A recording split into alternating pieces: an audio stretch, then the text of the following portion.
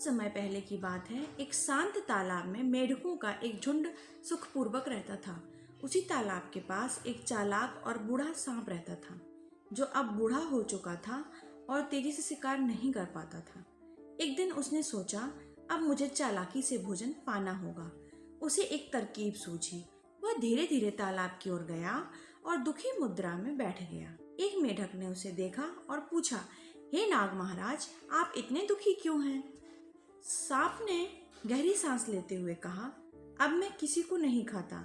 मैंने ब्राह्मण के श्राप से मुक्ति पाने के लिए प्रण लिया है कि मेढकों की सेवा करूंगा और उन्हें अपनी पीठ पर बिठाकर घुमाऊंगा। मेढकों को बात भली लगी। उन्होंने सांप की पीठ पर चढ़कर घूमना शुरू कर दिया।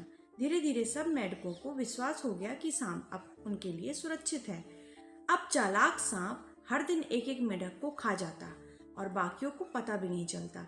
कुछ समय बाद एक बुद्धिमान मेढक ने देखा कि उनके साथी गायब हो रहे हैं। उसने सबको सावधान किया और सांप से सवाल किया, मेरे बाकी मित्र कहाँ गए?